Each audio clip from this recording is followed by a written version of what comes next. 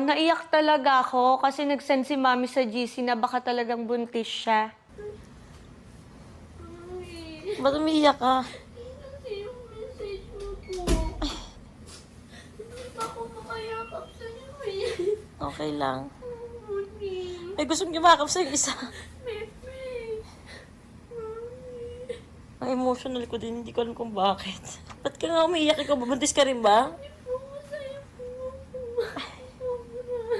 Hindi ko mapigilan po ba yung kanina sa office. Nagtataka po sila sa akin. Sabi ko, wala, okay lang ako.